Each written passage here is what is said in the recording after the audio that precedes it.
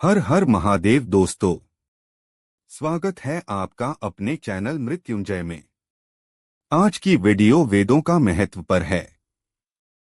सनातन धर्म वेदों का महत्व। प्राचीन काल से भारत में वेदों के अध्ययन और व्याख्या की परंपरा रही है। वैदिक सनातन वर्णाश्रम हिंदू धर्म के अनुसार वैदिक काल में ब्रह्मा से लेकर वेदव्यास तथा जैमिनी तक के ऋषिमुनियों और दार्शनिकों ने शब्द प्रमाण के रूप में इन्हीं को माना है, उद्धरण चाहिए, और इनके आधार पर अपने ग्रंथों का निर्माण भी किया है। पराशर, कात्यायन, याज्ञवल्क्य, व्यास, पाणिनि आदि को प्राचीन काल के वेदवेत्ता कहते हैं। वेदों के विदित होने यानी 4 ऋषियों के ध्यान में आने के बाद इनकी व्याख्या करने की परंपरा रही है। 3 आथ फलस्वरूप एक ही वेद का स्वरूप भी मंत्र, ब्राह्मण, आरण्यक, उपनिषद के रूप में 4 ही माना गया है। इतिहास, महाभारत, पुराण आदि महान ग्रंथ वेदों का व्याख्यान के स्वरूप में रचे गए। प्राचीन काल और मध्ययुग में शास्त्रार्थ इसी व्याख्या और अर्थांतर के कारण हुए हैं। मुख्य विषय देव, अग्नि, रुद्र, विष्णु, मरुत, सरस्वती इत्यादि जैसे शब्दों को लेकर हुए।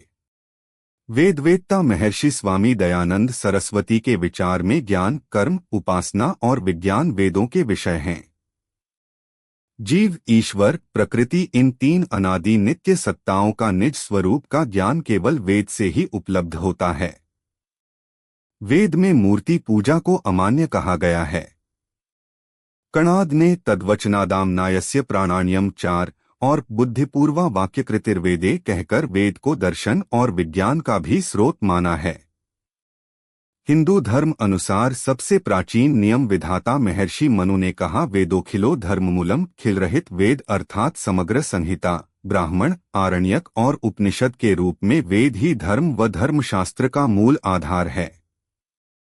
न केवल धार्मिक किंतु ऐतिहासिक दृष्टि से भी वेदों का असाधारण महत्व है। वैदिक युग के आर्यों की संस्कृति और सभ्यता को जानने का वेद ही तो एकमात्र साधन है। मानवजाति और विशेषतः वैदिकों ने अपने शैशव में धर्म और समाज का किस प्रकार विकास किया, इसका ज्ञान केवल वेदों से मिलता है। विश्व के वाङ्मय में इनको प्राचीनतम ग्रंथ, पुस्तक माना जाता है।